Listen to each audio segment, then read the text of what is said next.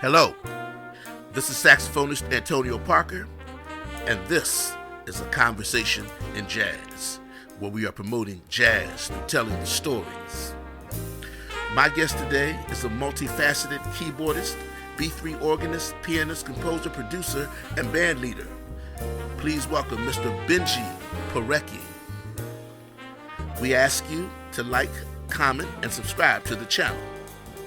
Hit the bell icon so we can let you know when we are posting another video or going live. We also ask you to donate to our Cash App in order to support the channel and help us to produce future videos. Our Cash App is $Jazzology101. That's $Jazzology101. Enjoy the video.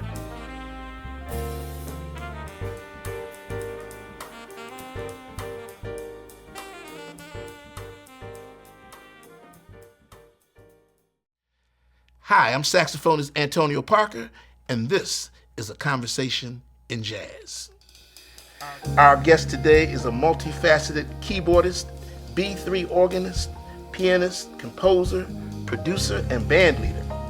He is known for his virtuosity and his versatility in a variety of musical styles, including jazz, gospel, blues, funk, R&B, and other forms of music. He has performed with an array of celebrated artists, including Carlos Santana, Buddy Guy, Pieces of a Dream, Stevie Wonder, Mesa, Chaka Khan, Patti LaBelle, Kirk Whalum, and many others. Please welcome my good brother, Mr. Benjie Porecki. What's up, Antonio? What's up, Breeze? It's good to see you, man. Likewise, man. Welcome to a conversation in jazz. Thank you for having me. Yes, sir. So what we do here is, I call this, we learn the story behind the story. Okay. You did? Yeah. Before we get into all that, though, I remember when we first met. I think we was getting ready. We were going on tour with the Blackbirds. Yes. 2008, to Europe. 7. I don't even remember, but went round then. Yeah. Many moons ago. Yeah. And there are a few things I remember from that gig. What happens on the Blackbirds tour stays on the Blackbirds tour. Okay, we were roommates, so I got to know you, man, and we clicked. So we had a ball. We had a ball. Oh, but we were the shortest guys in the band, and the most confident. I've always thought I was like 6'8". Me too. Exactly. I didn't find out until I got married, till I met my wife. Yeah. And all of a sudden I realized I'm looking up at her. Yeah.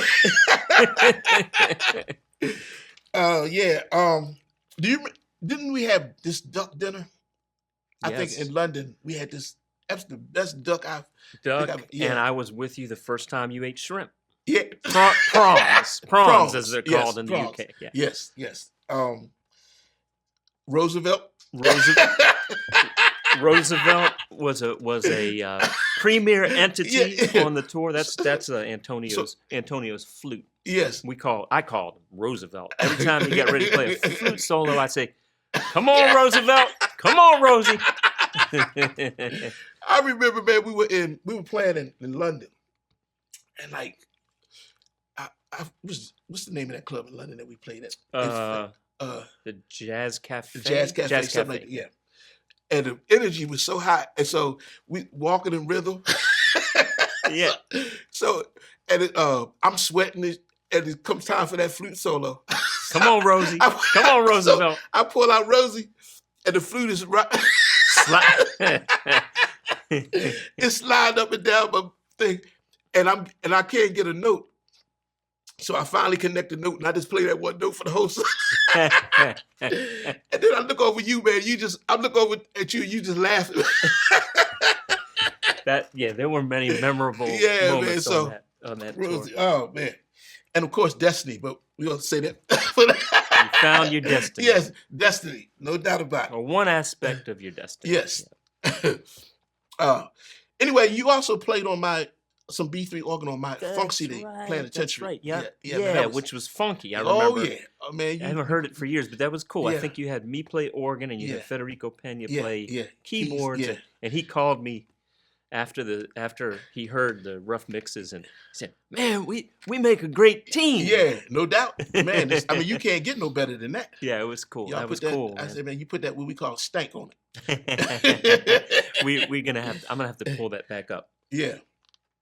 And you currently have a brand new recording, which we're going to talk about. And I want to encourage everybody to go out and get entitled "All That Matters." Yes. And we're going to delve into that. Great. But let's get some background information. Okay. Who is Benjie Porecki? I am Benjie Porecki, and I'm born in Washington D.C. Because my parents actually had an apartment in Columbia, Maryland, but at the time there was no hospital, so I was born in D.C. I forget which hospital. I think it. Anyway, born in D.C. and then I grew up in Columbia. Okay. I started playing. We'll just talk about music. I don't need to tell you about my hijinks as a. But I didn't know you. I didn't know that. I didn't know you was from DC. I didn't know you were born in DC. Yeah, born in Washington. But you're basically from this area. Mm-hmm. Okay, Yep. cool. Yep. And I grew up. Yeah, I was here basically till I was 18, and Gotcha. then but music-wise, I started playing We had a piano. It was a weird situation though, because I knew something wasn't right. It was tuned down a whole step. Wow. Old upright piano. But anyway, I would kind of mess around with that. If I would hear something, I'd try and sound it out. And then when school band started, when I was 9 or 10, I picked the trumpet. Okay. Played trumpet, and when we got the trumpet, I knew I had some natural talent because I remember the band leader was giving the little seminar on, if you want to join school band and pick your instrument, and he played tequila on the trumpet. Mm-hmm. We got the trumpet, rented the trumpet, brought it home, and that night, and I just immediately started playing tequila. Wow. I just figured out, out how the valves worked. I figured out how to get my embouchure to do something. It probably didn't sound great. Anyway, so that was my first. And then I continued playing trumpet, but I more and more was playing piano. Did you like the trumpet? I did. I mean, I like anything music. Yeah. It's all the same. Because you played some other instruments as well. I do, yeah. Started playing guitar as well. I fooled around with saxophone. My dad bought me a saxophone at a flea market. And I still remember my fingering. And really? Wow. I could, because to me, it's all music. Yeah. All the instruments are just different vehicles. You have this gift. We're going to talk about that gift that you, that I wish I had. But wow. So looking at the landscape of your musical journey, what has that been like? A very thankful one, that's for certain. But of an interest, very interesting. Music takes you all kinds of different places, meeting all kinds of different people. And thankfully, I already had sort of a diverse background. When I grew up in Columbia, it was sort of an idealistic place that was built. It was built with the intention of there being no separations of black neighborhood, white neighborhood, Asian neighborhood, Hispanic neighborhood. So all your neighbors, it was very, very mixed. Diverse, okay. So I'm thankful for that because I spent my whole childhood. It's not the reality of the world, but it just made me view people as people. Yeah. And then it was when I went out into the world a little later as a young adult, I saw the divisions but anyway. So music, in my mind, has been a lot the same, where it doesn't matter who you are, what you look like, who you are. Can you play? Can he play? Yeah. Can she play? And I know something about you. If you can't play, Benjie what? Benjie had no problem doing that. It ain't happening. I'm trying to evolve as I get older. Yeah. When I was younger, I would get. It would stress me out. If we're playing a minor chord and somebody's playing a major chord, stress me out a little bit. But we're all learning at different rates and different things. Now, do you come from a musical family?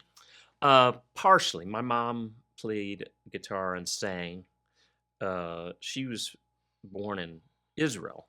Okay. So she did a lot of Jewish folk songs, which is kind of, I won't say it's nothing like what I play, but there are some threads in there, but yeah, I think I got some talent from her. She had a Mhm. very naturally pretty singing voice, and guitar she had to work really Do hard. you sing as well? Little bit, little Okay. bit. Yeah, it's I feel like my weakest link musically, but I'll do it if I have to. Okay. Now, do you have any siblings? I don't. I have step siblings, Okay. Okay. which are pretty much my siblings because I've known them since I'm 2 years old, 3 years Yeah. old. Yeah. You know, Okay. But you don't need, other than your mom, you don't need. they broke the mold, Breeze. They broke the mold. Wow, man. I noticed one thing is that you and I was telling Vince Evans, y'all have been like full-time musicians. Mhm. Like, have you ever had like a day job, Pizza Hut? Yeah. Yeah. Yeah. So I almost was forced into my full time musician thing, but it was a beautiful thing. It was a godsend. It was not a disguise. I was about to say a gift in disguise. It was just a gift. Yeah, I was working at that time at the Olive Garden. Okay. But yeah, I worked starting from 14 years old. I got my first job at Heckinger's, which was like a hardware, Yeah, kind of yeah, like a yeah, I Home remember. Depot. Yeah. And then many restaurants. But anyway, that last gig, I was 20. I was at the Olive Garden, and I remember I had a cold or a sinus infection or something. I called in sick, and I was gigging already, but it was like for pennies or free, or Yeah. and but I was starting to get more gigs. But anyway, I called in sick, and the manager said, "Well, you got to bring in a doctor's note." And I said, "Well, I know I'm sick." I don't need to go to the doctor. I know what kind of sick I am. I Yeah. just need to get better. I can't come in. And she said, "Well, if you don't bring a doctor's note, don't come back." Wow. And at the time, I mean, I knew for me to go to the doctor it was going to cost me $40, which Yeah. was a lot of money for Yeah, me at the yeah. time, Uh-huh. and I didn't need to go to the doctor. And so I said, "You know what? I'm gonna try and plug away at this music thing, and I'll be scuffling for a Yeah. while." Yeah. Which I was, Uh-huh. certainly, but one gig leads to the next, to the next, to the next, and things worked out. So, and I'm so thankful. Yeah. What does it feel like being a full-time musician? Thankful. I mean, I really can't express enough. I'm like, there are rough gigs sometimes where there's things about them that aren't fun, but like every time that's gonna beat doing something that you hate. Yeah. Doing 8 hours, 40 hours a week. So I always still am like, man, I can make a living playing music. Everything else above and beyond that is gravy to me. Yeah. No doubt. Yeah.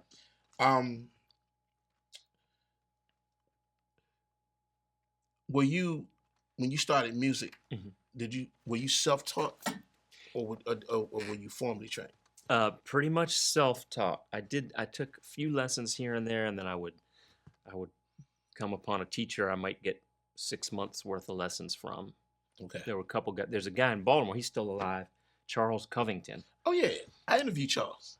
Man, I You haven't- studied with Charles? I did when I was 14, Yeah. 15. I studied Yeah. with him for like a year. Okay. He wasn't taking on a lot of students, but somebody referred him, and I went, played for him. It was at Peabody. Uh-huh. He had a studio where he would teach. I played for him for like half an hour, and he said, "I believe you got a lot of potential, and I'll give you some lessons." So he gave me a year of lessons. I still have the spiral notebook of all the stuff he taught me, and I could still learn stuff from it. Wow. Yeah, he's a bad dude. Oh, He- yeah, he- no and doubt. a really great teacher. Like he conveyed things really well out of Really? my little 14-year-old brain, Yeah. and I picked up a lot from him. So when I interviewed him, and so I asked that question. I said, "Who is Charles Covington?" He said, "I'm me." Well, he was interesting because I remember he was a chess master, Yeah. and a magician, Yeah. and like Vince, Yeah. and a pianist and an organist. Mm-hmm. Yeah, really, really interesting guy. Wow. What kind of music did you listen to coming up? A little bit of everything, but I really gravitated towards jazz early. Straight ahead. But it was interesting because I had a couple books about jazz, and that prompted me it wasn't planned out, but like I started with earlier jazz. Like my first favorite was Louis Armstrong. Wow. And I had a record player. My dad would take me to flea markets, buy records. Wow. Louis Armstrong records. Now, how old were you? Count Basie, How like old were 10. you? Okay. And I would try and play the Louis Armstrong stuff on trumpet. I would try and play like Count Basie stuff. The early stuff I would try and play on piano. And that was confusing because we had that piano that was half step, yeah, a whole step whole down, step, which the yeah. trumpet is in B flat also. So I was transposing the key of C to B yeah. flat on that, Yeah. and then playing and I would play a little bass line with my left Yeah. hand. And, you know. So let's get to it. Okay, all right, You get got to it. you got that thing we call perfect pitch. Mm-hmm. Charles Covington has that as well. Is that? I mean, did you have that as long as you can remember? Yeah, I mean, Because I wouldn't have known. Like, okay, you can hear that it's a whole step down, right? You could just hear that. Yeah, once I learned what C was and what the notes were, it was kind of like, okay, I understand how this works. Yeah. I think you've always talked about perfect pitch like it's this holy grail, which I don't think it necessarily is. I think it just, for me, it's made me play a certain way, which is that I don't play a lot of patterns, or I choose the notes I want to play. That's what music is. Yeah, and so I think that might have gotten me thinking that way a little sooner, just because. Yeah. But at the same time, then I had to go back and learn some more scales and patterns, because my initial first goal was I just want to play the notes I want to play. Yeah. You know. I think you told me one time that when you practiced, you would playing a song or the music that you was working on was the practice. You didn't do hand drills and all that. No. And I kind of regret. Because your virtue. I mean, how'd you develop that technique? Just pretty much playing live, but playing at home, just play. Yeah. You know. Did you have your practice acumen? Was that really intense? Between the ages of like 10 and 15, 16, 17, I think I probably averaged 5-6 hours a day playing. Yeah. Just playing. I just loved it. It was, and there still is, but there was like so much to discover. Yeah. Having not. Do you still love it? I love playing. Yeah. No, I have a piano at home. I got a piano, and I'll just sit down and play. I don't play as much because life, you know, responsibilities and but yeah, I just love playing still, which I'm thankful for. I know a lot of, you get on gigs with a lot of cats and they're kind of jaded and like, another gig. Yeah, But I still, man, still have. But my favorite, I love playing solo, but my favorite is playing with people. I love playing with an ensemble. Yeah, you also good playing with vocalists. I love playing with a beautiful vocalist. Is like, I love accompanying and trying to create a landscape for them for that. Yeah. Voice to be the center. Yeah. So music pretty much came easy for you. That's a complex question, because in a way, yes, but then in a way, as you discover the vast amount of music there is out there to learn, not really, because the way I view it is, I'll be learning music. I'll be done learning when I die. Yeah. No doubt. That's. And man, how do you a bunch of how many songs you know? Oh man, how do you retain all that music? Like somebody call a tune. It's like how do you retain? I think my retention of tunes has gotten better as I've gotten older, because you start seeing the same patterns for standards and stuff, like this one is likely going this way, and once it's locked in, I've noticed though that it hasn't gotten better for certain gigs I'll get on where I got to learn 15 very detailed tunes for one show. Yeah, and we're not doing a tour, and we're not doing multiple shows. Now, see, I have to write that stuff out. Well, and that's what I was going to say, is that I'll put those in my iPad. Okay. I'll learn them, and I really only use the iPad as a crutch, just in case I forget. There's an interlude here, but it's easier to have those charts as a crutch. Now, see, this is why I think I think perfect pitch gives you an advantage. 'Cause I think everyone that I know with perfect pitch has amazing memories. Mhm. And I think it's something with, like, I started learning by reading. So that's my crutch. I can read. I can read around the corner. Yeah. But Which is a beautiful tool to have. I'm not the it comes in greatest handy. reader. Yeah, it comes in that's handy. awesome. But I want to hit the right notes. You hit a lot of right. I get lucky sometimes, but but going back to the memory thing, man. When you're reading something, it doesn't necessarily stick with you.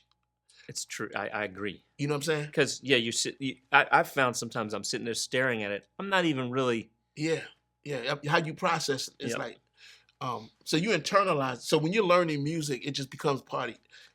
It's like, That's the goal. I Yeah. don't always succeed, but if I also it's more fun to play that way because you're not sitting there. You're not using that part of your brain to read. You can actually have fun expressing yeah. within the music instead of sitting there using that muscle for Now, how reading. much listening do you do? Like for leisure or just for Because I noticed you play a diverse array of style. You can go into R&B, guy. It's like, I mean, go and play like you play that jazz. How do you get that? How you develop that kind of thing? I don't know. I think once you develop the tools to successfully play music, if you feel that style of music, you should be able to play it probably. Yeah, You know what I mean? If you gotcha. feel the soul of that music. And fortunately for me, thankfully, I enjoy a lot of different styles of music. It's kind of been a blessing and a curse in a way. I mean, it's been great for working and for enjoying life and enjoying playing music, but they can't pigeonhole you if you try and put out your own project. Gotcha. Because it's like You it's wanna not play- yeah. straight ahead swinging, but it's not smooth jazz. Yeah. It's not this. Yeah. It's not Not that. But it's a bunch of things. Yeah. You know. Yeah, I got you. Yeah, that's cool, man. Wow. Do you remember when you started playing professionally? I do. Yeah, I do. It's gonna trip you out. Actually, Come we've on, never talk to me. talked about this. I started doing gigs when I was 14, Wow. and we had a band, me and two other guys, and they went on to become amazing musicians. But anyway, the band was me. We grew up in the same town in Columbia. George Colligan, you know Yeah, George, yeah, that's my man. and David F. Ross. I know Dave bassist. Yeah. Yeah. So but the funny part was George. So I was playing keyboard. George at that time he was playing drums, Wow. He plays trumpet too. trumpet, Yeah. and I mean he landed on piano. Yeah. He's a killing pianist. But yeah, he was playing drums. I was playing keys, and David was playing bass and sometimes guitar. Wow. I would play left-hand bass, and we would play a whole mix of stuff. We'd play pop tunes. We'd play standards, and we got a gig at this place called The Galley, this restaurant, and we played there every Friday night. I don't remember if they paid it. I think they paid us something, but we were just so happy to have a gig. You know? But yeah, those were my first gigs. I was 14. Wow. Yeah. Who were your biggest musical influences? That's tough. Now that's longer than the list of songs I know. Probably. You know your initial influence? Well, I told you about Louis Armstrong. Okay. But then, once you I'm start talking about discovering like pretty much piano, piano. Yeah. Oscar Peterson, I loved. He was one of the first where I was like, whoa, this Really? is crazy. Oscar Peterson, Bill Evans, Bud Powell, Art Tatum, Herbie Hancock. And these are your dad's collection. So y'all had all this. Well, no, he bless him. He would take me to flea markets, and we'd buy these records. They were cheap. Okay. Cheap, but you had to find them somewhere. Yeah. And you can read the back of the line of notes. I love that. Yeah. I love that, Yeah. man. Get You the remember record Tower home. Records? You remember Tower Records? I do remember Tower Records. Yeah, I had one. I lived not too far from here at one point in Rockville, and they had a tower there. And Yeah. I would go. You could go in there for hours. Yeah. And look at We stuff. came up. We were born in an interesting generation in that we've had to endure so much change. Like our generation, we're the X generation. You know, Right. we lived in a time where there was no computers, Yeah. no cell phones, and we had to adjust to this new, you know, I remember when the computers and email and all this stuff came in, and not only that, back in, you know, there was a time you could write a hit song and be set for life. Yeah. Then here come Napster. Napster. Yeah. I remember Napster. Yeah. And all this, now everybody is a producer because they got all these gadgets that, Yeah. you know, you only have to study music and you could be a producer, you know. Few $100s Yeah. in a room. Now, so music in general has become, what's the word I'm looking for? It's become like everybody. It's a word in my head. I can't find it, but it'll come to me. Anyway,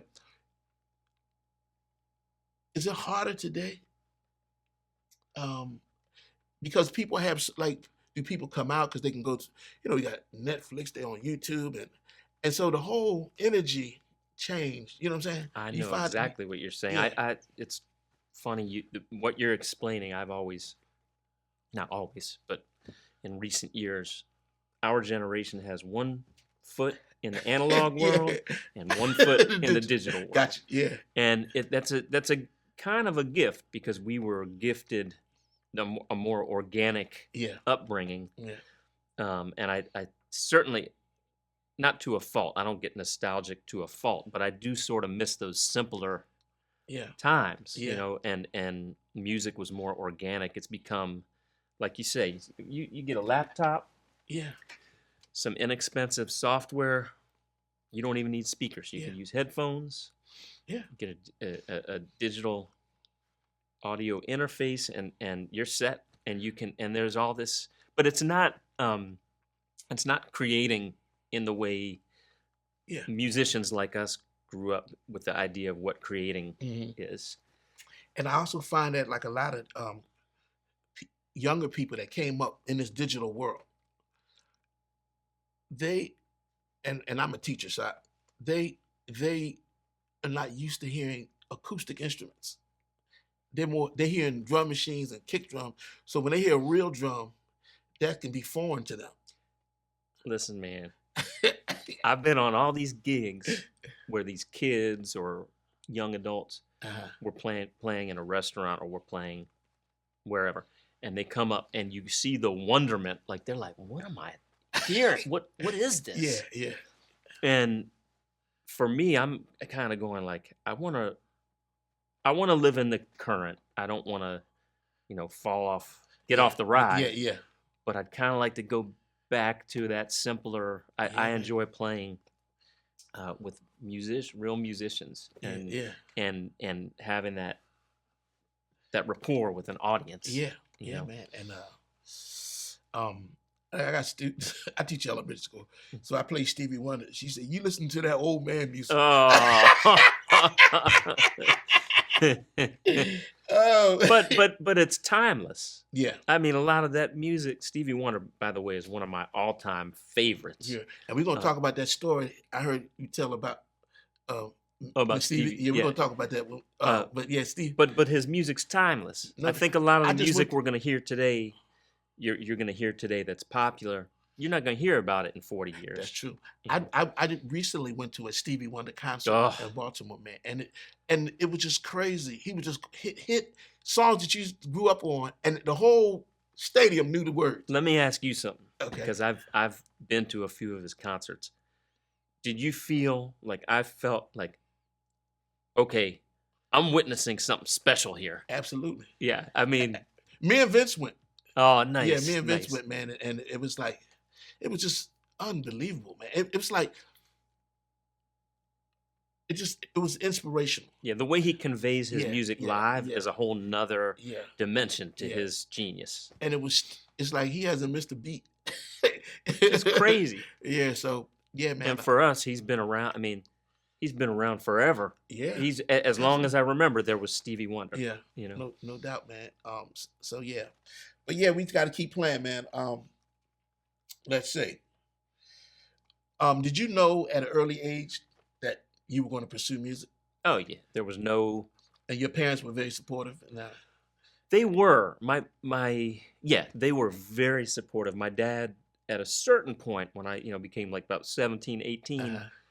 he, I remember the exact term. He's like, it's great. You want to pursue this and like, you have a marketable skill, is what he said. Yeah. He's basically like, you're going to have to figure out a way to make money doing this. Yeah.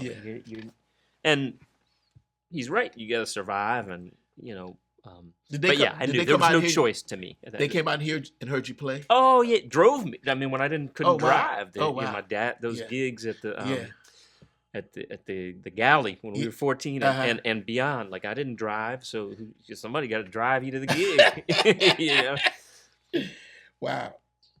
I read that you attended Berkeley College. I did one semester when I Okay. was I think I was 19 or 20. Yeah. Okay. So right out of high school, you went to Berkeley? No, right out of high school, I went and lived abroad for a year.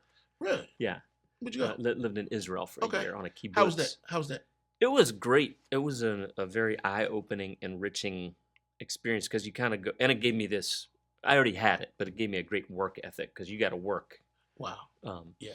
But it let me know there's this whole world out in the world. Yeah. That's with a lot of different dimensions that I don't know about. Yeah. Yeah. Okay. Yeah. And then you came back. Came back, yeah, and I went to Berkeley for a semester, and I learned some things. I liked it, but I didn't love it. And the professor that was giving me my private lessons, we had a long talk one day, and he was like, you could be here for 2 years or 4 years, or you could just start gigging. Everybody has a different path. It's kind of like whatever is going to be the most productive and stimulating for you. And I opted to just go. I wasn't the greatest academic. I mean, I loved learning about music, but even that framework, I just wanted to play. Yeah. Which I wish I'd have been a little bit more disciplined, younger, earlier in my life. But well, you remind me of a character that kind of can see. Some people just like Andrew White's like that. They can just see. Okay, they can see the beyond all the fog, the noise. The noise, and they go right to. I just wanted to play. Yeah. And that worked for me. Mm-hmm. I would, everybody's got a different path, so I wouldn't suggest it. That what worked for me works for you. Man, I tried a couple of years. I tried to step out of teaching and go full time musician. I just didn't have the hustle. There's a lot of uncertainty. Yeah, and there's a lot of you got to go on faith. Yeah, this is going to work out, and you got to go through that, stick to it, until the stuff start opening up. And I had kids, so I had that's real. Had to jump back. Yeah, that's life. But wow. But it's you did it at a young enough age where 20 years you old. You can take the risk, and 20 you think you're invincible. Yeah, and it'll all work. Well, at least I had that attitude. It's all going to work out. Were you always a confident person? Yeah, I think that's what I liked about you when I first met you. Yeah. You were just confident, like your sense of self confidence. My plans are coming together just like that's cool. I mean, I've always been pretty comfortable in my skin, I guess. Yeah. It's that short thing, Yeah, puff up. Yeah, that's cool, man. Wow. So at some point you became a fixture in DC. Like cats, how'd you build up that thing in DC when cats were calling you? I think just like what we were talking about earlier, you do one gig, you meet this person, and then somebody might call, hey, any keyboard player that, and you just plug away and then your name gets out there for better or for worse. Yeah. But I was lucky that. Were you playing with like funk groups and then straight ahead groups and different kind of were you? So when I first started gigging the most, I was playing blues gigs up in Baltimore a lot. And then that sort of started to branch out into different things. And then I always played jazz, but not really. I didn't gig a lot of jazz gigs. And then, then it's kind of like, it's almost like music takes you for the ride. You don't, for me at least, I didn't. Ultimately, you make the choices. I'm going to do this. I'm not going to do this. But music kind of like took me here, took me here. Then Gotcha. I had a little diversion over here with Gotcha. some smooth Yeah. jazz. Yeah, With this, yeah. I had a diversion over here with some R&B. Yeah. I was doing the go-go thing for a minute, Yeah, and okay. Beautiful. yeah. And you perform with some great artists, man. Carlos Santana, talk about him. Now, could you call Carlos up on the phone and say, "Hey"? No, I I don't know him like that. I Okay. did one gig with him. Okay. With it was in 2009, and it was the Paul Reed Smith. He makes guitars. It's one of the biggest guitar companies on the planet. Okay. But he's from Annapolis. Wow. And his factory's there, and he started. I think this year is like their 40th anniversary. Anyway, I know Paul. He's also a guitar player. I've done some gigs with him. But they did a thing every year called the PRS Experience. And it was basically an event at the factory where they, kind of like a festival, but they would unveil all the new guitars, and they would bring in Paul Reed Smith endorsed artists. So that particular year, they had Buddy Guy and Carlos Santana. Okay. And they needed a backing band. Okay. And so I did the gig, and we hung out. He was cool. And at a certain point, they were getting a new keyboard player. And so he remembered me. Wow. So it was between me and this other guy, and the other guy was on the West Coast. Okay. And they're all on the West Coast. That's so how it it worked kind out, of worked yeah. out. But yeah, and Buddy Guy was on that same Uh-huh. that same gig. So we did a set with Buddy, we did a set with Carlos, and we did a couple tunes with both of them. Oh, wow. Yeah, it was cool. Beautiful. Yeah, man. Cool. Yeah. Now, tell us the story about Stevie Wonder. Okay, so again, I didn't officially, do the gig, but he just in this like 2-year period, somehow he ended up on like 3 gigs I was on, sitting in with the bands. Yeah. So he walked. So you mentioned you were playing at a club. And yeah, the first time was at the Blue Note in New York. You was playing at the Blue Note in New York. Yeah, with a vocalist, and he came in, and it's like when he walks in somewhere. This is like the C part, like the whole energy changes in the room. Stevie Wonder, Stevie Wonder. Anyway, so he sat the whole show, and then the singer called him up. He sat in, played harmonica, and sang. Wow. And but what was really cool to me, one of the things that was really cool was that I didn't think about it the entire show, but a couple times I thought, wow, Stevie Wonder's in the audience hearing what I'm playing. This is crazy. Yeah. Proud moment because he's one of my heroes. Yeah. So anyway, he sat in. That was amazing, super amazing. I have a recording of it somewhere. Really? Yeah, I gotta dig it. It's on a DAT tape. But anyway, so after we had 2 shows, so it was between shows, and we were playing there all week, and so I had been there, and you were talking about back in the day, no cell phone. I had no cell phone. This was in 1995, I think.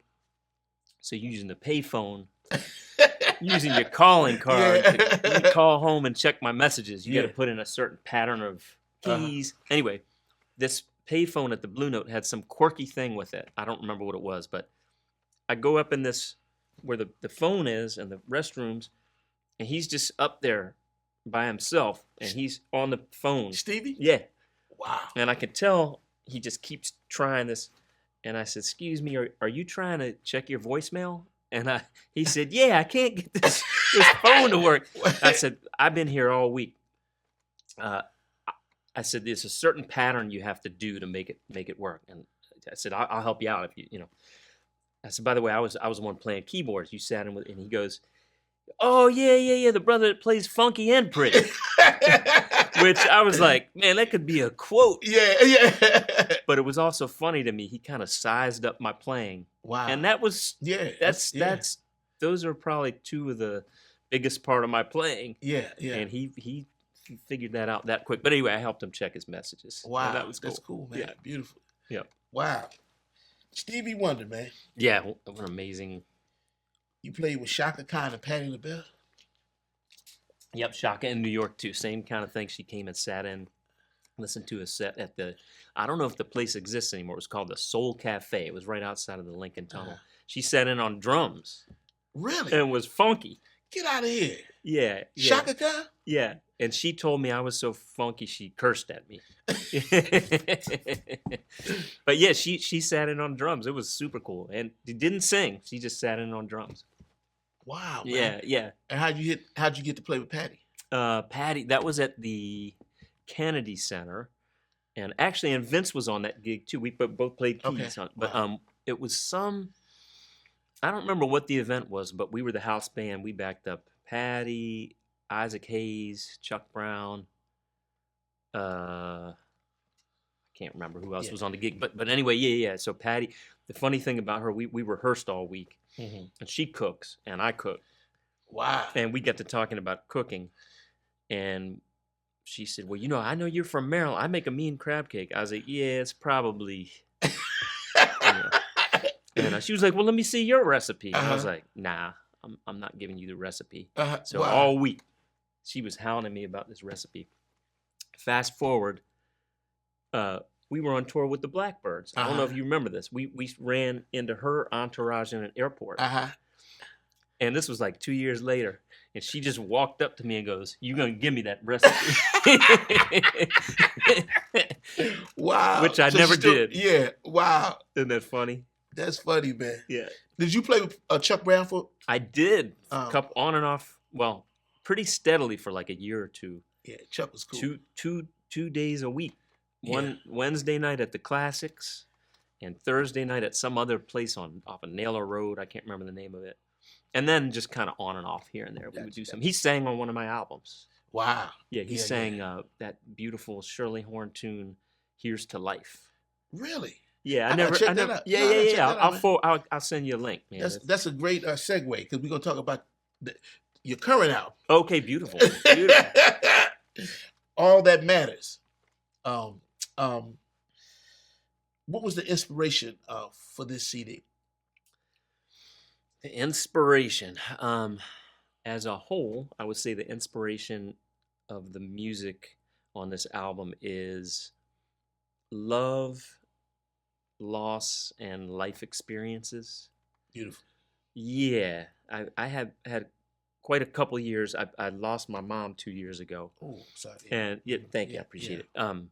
And so one thing I think I always knew about life, but that loss sort of hammers it into your head, is that really, at the end of the day, all that matters is love. Yeah. If you've got No love doubt. in your life, if you love people and they love you, all the other stuff is And I always, man, and I always got, and I'm gonna say this, you might get brownie points for this, but anybody that hang around you know that you love your wife, and of course your son. absolutely. Yeah. So I yeah, mean, yeah. that- it's in Kathleen, regards to them as well. The music. So you know what love is. I know, you know the song. You don't know what love is. I You know. know. I know what love is. No doubt. And that's a very fortunate thing to have in life. Yeah. Life can be cruel, Man. and there can be drama and nonsense and hurdles. You but have if you have been through heartbreak. I have. And Wow. But you gotta have love to have heartbreak. Yeah. I've experienced love and heartbreak, and so Yeah, I know you have. yeah. So it's all good. I'm still here. Yes, you are, and you're still laughing and No smiling. doubt about it. No, but love is a beautiful thing, man. It's the best thing there is in this life. Yeah. It is the best thing there is in this life. Absolutely. I say love and then music, then food. Yeah. Well, and other things. But, Yeah. But this is a G-rated. PG.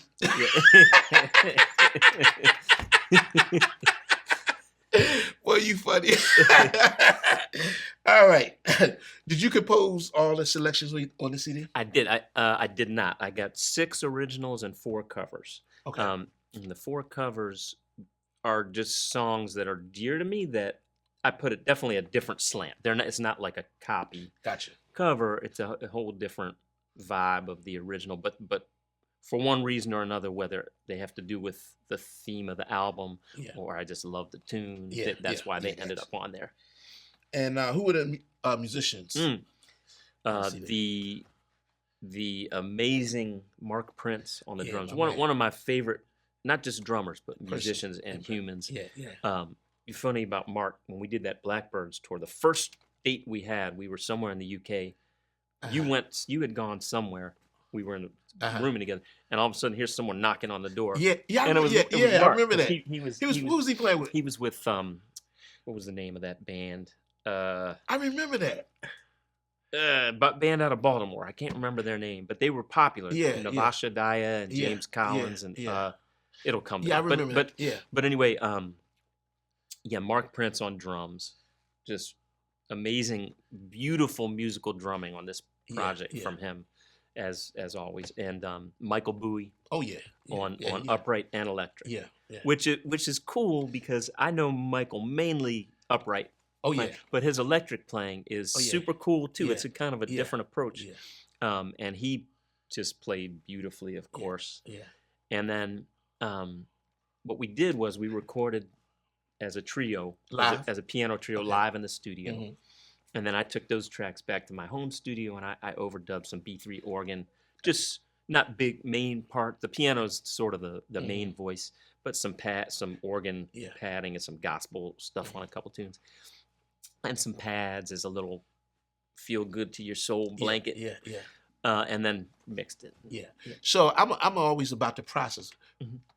Did you enjoy that process of doing this? I loved it. And the thing I love about this project, the process part of it, was I had these concepts and I made charts and I had a vision for it, for the music to be a certain way.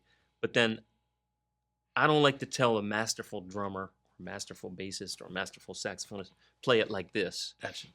They're going to come up with something way cooler than I am, because that's their instrument. Yeah.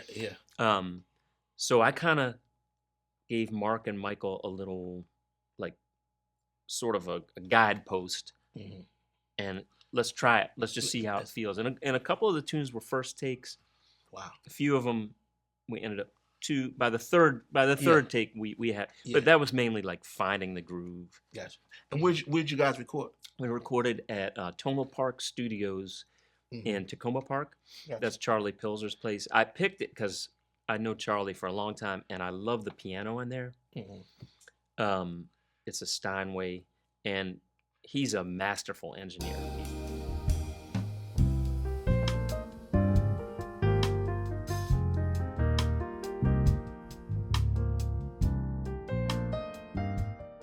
One thing I really love about this album, and that I recorded it at Tonal Park with Charlie, is that the sound of it. Yeah. I don't know if you heard it yet. Yeah. But no, I heard it. Yes. But sounds wonderful. you know, that's a whole art unto itself. Yeah, That no if doubt. the music doesn't sound good, you know, so the way he mixed it and mastered it, I feel like it's very accessible. Yeah. You hear everything. Yeah. And that's the most important. You No know, you doubt. want to convey the music, so it's able to be heard. And where could people then want to get the recording? Oh, well, it's on all the streaming platforms. Yeah. And if you have that, it's free. You kind of have to be on those streaming. So How do you make money from CDs now? Just at the yeah, I'm embarking on this journey where I'm trying to support this project, and I think really the only thing not the only, but you can have some merchandise to sell on gigs. But yeah, you got to do shows. Okay. You know. So CDs now have become like marketing kind of things. Yeah, I mean, I had to manufacture them because, believe it or not, a lot of the radio stations still want hard copies. But if you do want a CD, you can get it on Bandcamp, and I sell them on shows, which some people still want.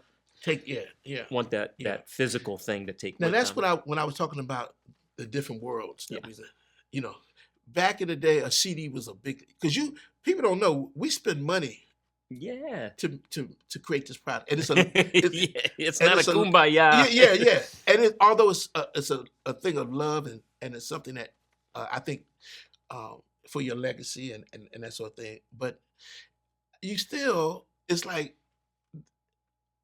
I don't know the way the music industry is now. They say people get a million streams and make $12 or something. Exactly. It's like, wow.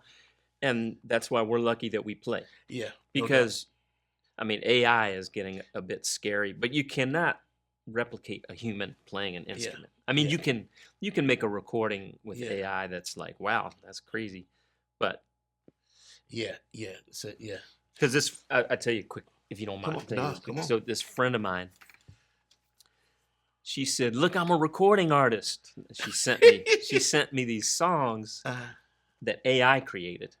Wow. Like she basically punched in some lyrics and the vibe she wanted. And these sound like well-produced tracks.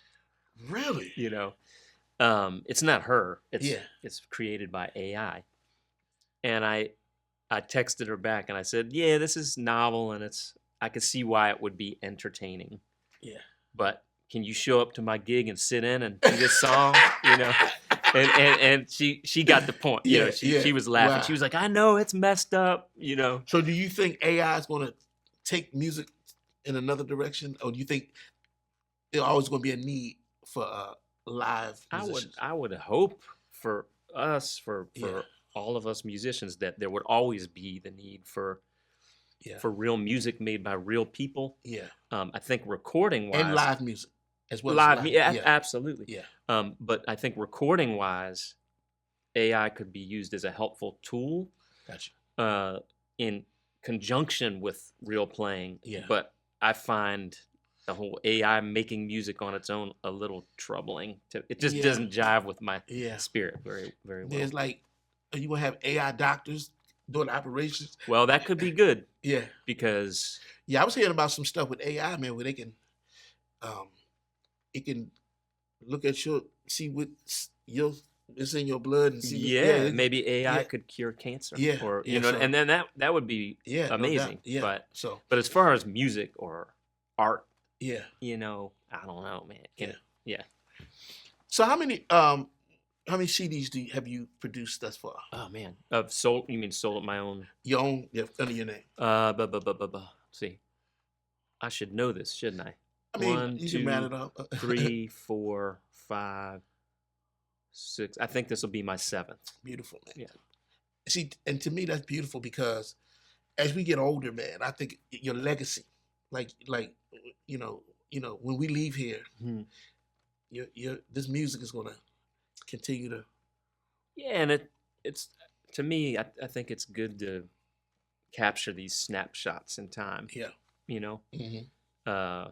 And if you continue to grow and evolve and get better at playing, there's more to record. No doubt. You know, if I don't have anything to say, I wouldn't record. Now, you know. As a composer, because you said you wrote a couple of, do you have a process to your I have a couple. Sometimes I'll sit and I'll whittle away at it. You know what I mean? Yeah. Sometimes it'll just come to me, and I'll take out the iPhone and just sing and I'll quickly jot down the changes. Yeah. One of the tunes on this project, I just like 2 days before the recording. Wow. I had this tune in my head. I sat down, played it, made a quick chart, and that was the tune. Wow. But yeah, it's kind of like it's not an exact process every time. It's just different, you know. Wow, beautiful. Oh, I got one cool one. Okay. There's one tune on there. I was on tour before the COVID lockdown, and I was playing with Nina Freelon. We would do this duet tune every night, and she would have me do a piano intro while she was like talking, and I kind of every night, and it was like weeks. I worked out. I kept hearing this theme. I just expanded upon it. Wow. And that became actually the title track. Wow. Yeah. That's cool. I mean, it evolved over time. Yeah. Okay. Beautiful. What is the band Firm Roots? Oh, Firm Roots. That's Mark Prince again. Incredible drummer. And Brad Collins, who's he's kind of otherworldly because he's a saxophonist. He's a tenor saxophonist. He plays with the tone of an alto player, but he's a tenor player. Yeah. Because he said he listened to a lot of Sanborn when he was growing up. Gotcha. But he'll bebop you to death on saxophone, but then he'll turn around and sing, and it sounds like Charlie Wilson from the Gap Band. Really? Like he sing this R&B stuff and be killing. Wow. Is that Anyway, his band? well, it's kind of a collective. Okay. So I play organ, B3 Okay. organ. So we're a trio, and we play some straight ahead, and then we play some funky stuff, some art, because we got that versatility with Brad being able to sing that stuff. And let's talk about that B3. Okay. Yeah. You got serious. No, got serious. It seems like when somebody's known for playing B3, it's not like anybody can jump on a B3 and play up, you know. So when they say B3, I mean you play that thing. Well, thank you. Yeah, I mean I went to school with Joey DeFrancesco. Right. Yeah, you're a Philly guy. School. Yeah, he was amazing. Yeah, man. and so when I hear y'all on that thing, man, it's like that jump just like. Well, I'm honored that you would say y'all. No, because seriously. he was a bad dude. Yeah. Have you ever met Joey? Did you ever I meet met Joey? him one time at a. Can't remember if it was a NAMM show or this Music Messe trade show in Germany, but I met him one time. Okay, yeah. And but y'all both got that. I mean, it's like a church thing. Did you come up in a black church? I did not come up in a black church, but I have played in some churches. Okay. Because you got it. Whatever. I mean that you can't teach that. It's like you got to either have. Yeah, you feel it or you don't. Yeah, it's like woo. What is? The B3 is very specific. I remember one time this guy, I had a B3 out at the club. You know, there's a very specific way to turn on a B3. Yeah. You don't just hit a power button. It's got a start motor and a run motor, and you have to turn them on in a certain manner, in a succession. And this guy, he got the great idea. He wanted to sit in on an organ, and he said, "Man, can I sit in on that B3?" And I said, I turned it off, and I said, if you can turn it on, you can you can sit in. Because if you don't know how to turn it on, I'm betting you don't know how to play it. Yeah. You know? Oh wow. Now there's the B3, the organ. Then there's a B3 keyboard organ, right? Well, there are now with technology, there are a bunch of what they call clone wheels. So there's a B3 organ has what's called tone wheels in it. They're spinning, and depending upon which drawbars you pull, affects what sounds are going through the tone wheels. Do you do the feet thing as well? I don't. Okay. I mean, I work at it. I've got a B3 at home with pedals, and I'm still messing with it. But if I do want to play bass, my left hand is a lot stronger than my feet are. Yeah. But yeah, they have these clone wheel organs now that are like basically synthesizers meant to sound like a B3. Now, how do you do the thing when you walk in the bass with this, and then it's like you walk in the bass with your left hand or with your feet, whatever, and then you're soloing up here. It's like these two things are going on. Well, I mean, you play saxophone with two hands. Is it like that? Yeah, it's just, I mean, you practice and I like doing the left hand or foot bass, even though, like I said, that's weak for me. But it's a different thing because at a certain point you have it's like two different quadrants. But you can't think about it. You have to just do it, right? Once you can do it. Okay, gotcha. You don't think about it. I got you. But when you're learning to do it, you certainly have to think about it. Okay. I knew it wasn't nothing you just jumped on it and started doing that. No, you have to learn that. All right, good, man. We almost getting there, man. So we're all getting there. Yeah, no doubt about it. As a leader, what are some of the challenges of being when you're leading a band? Basically that it's all on you. Yeah. In terms of, especially in this age of information and computers and the internet and social media, you got to create. You have to create the opportunities. If it succeeds, you're going to reap the benefits of that. If it fails, it's on you. Because you're never going to call cats, never going to call musicians. Yeah. They have to know they're going to be paid no matter what happens. Yeah. So that's a challenge, but I'm up for the challenge because I believe this current project. I believe in the music, and I feel like the world needs real music, good music. You already did your CD release, album release? No. That's coming up Oh, let's February. talk about it. Come Yeah. on. This is Yeah. the official release. Well, sorry, let me backtrack. Started a radio and press campaign January 6th. Okay. And so All That Matters, so this is week 3 right now. All right. All That Matters went on the jazz charts the first week at number 255. Beautiful. Yeah. Fast forward to week 3 this week, and it's at number 79 on the radio charts. Wow. So that's beautiful. The momentum is beautiful. But official show I'm doing for it, release party show is at the Ram's Head in Annapolis on February 22nd. It's a 1 p.m. matinee. I did that on purpose so people could bring families if they want. Kids can come. Okay.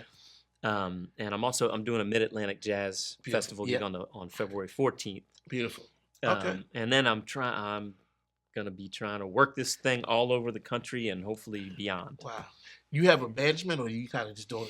I'm starting pretty grassroots, just with the connections I have, and then at a certain point, hopefully, I'll be able to get it. Now, how'd you learn your promotion? This are you doing it by the seat of your pants? I'm learning as I go. I'm just doing my best. Yeah. Beautiful. As we all are. Yeah. All right, my man. All right. I wanted to ask you this. Do you still? Uh-oh. No. Do you still do you get nervous when you play? No, I can't remember the last time I was nervous playing. You're pretty confident. Yeah, it was the worst thing that's going to happen is you're going to make a mistake. Yeah. You know what I mean? They're much more pressing. You might hit the wrong note. I mean, nobody. You know what I always say when we're on a gig and something goes wrong? I say, "Well, nobody got stabbed." No, you know what I mean? I mean, in the grand scheme of life, is it that crazy? That's right. You know, I got you. Yeah. So what would be the reason to get nervous? You know, I know I'm gonna. If there are people that are there to hear the music, I know I'm gonna do my best to fill their soul up with something, and I know I've spent years trying to hone my craft so that hopefully, there won't be train wrecks or and nobody's gonna get stabbed. No doubt. Hopefully. Yes. That's you're not go. You had to ask them back in the. Oh, I know. Yeah. I know. Oh man. All right, we winding down, man. I want to talk about when did you become a chef? Oh, well, I'm a home cook. That's different than cook. a chef. Okay. But I always cooked simple stuff, and then. It looks good. Thank you, man. Sometimes you post that joint on Facebook, but I'm like, man, it's evolved. You and Vince, because Vince does his cooking thing. Yeah, he's a bad dude. Yeah. But it evolved when I met my wife. Okay. Because I was trying to romance her. Yeah. So when I first met her, and she was going to come visit. She was in New York. I met her in New York. She was going to come visit for the first time here in Maryland, and I said, "Well, what's your favorite food?" And she said, "Oh, I love crab cakes." Back with the crab cakes again. Not like it's my specialty, but so I said, "All right, let me learn." I said, "I'm not going to take her somewhere. I'm going to make her crab cakes." So I did my little research and I made them, and they were great. I was at that point. I said, "All right, well, all I have to do is do my research. There's no reason I can't make anything." Yeah. Wow. And so over the years, I've just increased my vocabulary. And then you kind of once you know how to make this and you see that it's incorporated into this other thing, you just develop all these tools. You enjoy cooking? I love it. If I have time. I don't like it if it's like a rush to get everyone fed. If I have time to prep all my stuff and get it the way I like it, and then just enjoy the for cooking. The family. Oh, yeah, as much as I can. Wow, beautiful. I love it, man. I made jambalaya for the first time last night. Really? Yeah. How'd it turn out? It was killing. Wow. Yeah. I mean, and I'm not trying to be braggadocio it's like music. I love to create something from nothing. Yeah. And I'm proud, I didn't know how to do this. I learned how to do this. Yeah. You know what I mean? Beautiful. Yeah. Okay. Final question. Well, how's the family? I mean, we covered everybody. They are the center of my universe, and they're great. My son, this is gonna make he's you taller feel, than you now. Oh, he's been taller than me since he's 12 years old. I remember when he was a little, my wife's height genes bulldozed over mine. Yeah. Yeah, you're gonna feel old. Yeah. He's 19. Wow. Yeah, yeah. When we went on that Blackbirds tour, I think he was 2 or 3. Yeah. Wow. But yeah, they're great. Didn't we do we did something for him? We did a fundraiser. We did a fundraiser because my son has autism. Yeah. And when you're first embarking on that journey and you're doing all these therapies and you know, a lot of things come along with it, speech therapy, physical therapy, all kind of things. Yeah. And he's doing great, by the way. He's an amazing, wonderful young man. But these costs mount, and the insurance companies, when they see you start spending this money, it's like the premium starts going like this, and up and up and up and up and up. So anyway, we did a fundraiser, and all the beautiful musicians in our community, everybody came together, and they raised us. It was amazing. They raised us enough money. It really got us over the hump. Yeah. Beautiful. For like 2 years, I was glad to be a part of that. Man, you know, there will be no way for us to thank everyone as much as we did our best to do that, but it was amazing. That was really and it was so cool. All the different people playing, and it was kind of like a fellowship of the whole music community. It was great. All right. So what's next for Benjie Porecki? You kind of mentioned those shows are coming up, and I'm starting to try and fill the calendar as the album goes up the chart. Yeah. And the good reviews keep coming. I've been getting really nice reviews, which is beautiful. Basically, I just want to work this project and aside from all my regular gigs as well, because I like diversity. Yeah, in gigs, no doubt. But that's it. And cooking some stuff. Hanging with the family. Yeah. Talking trash with you. Yeah. And you know, I like you too, man, because you like me. We like to laugh. Oh. Yeah. Richard Pryor. Oh my God. Eddie Murphy. That's one of the beautiful things about social media, about the internet. Yeah. You can find everything. You always send me stuff. And I don't even have to look it up now. People send it to me, you know. Man. Yeah, it's great. Oh man. Laughter keeps us young. Absolutely. Well, music too. Yeah, music keeps us young. Music can also stress you out, depending on if you how you do it. Yeah, laughter. There's no stress in laughter. That's for sure. But I love to laugh. Like, and I you really. And I like to laugh from the gut. Laugh with your whole 100% of your being. And man, it's one of the most endearing things about you. No doubt, man. I'm just when I'm in my casket. I might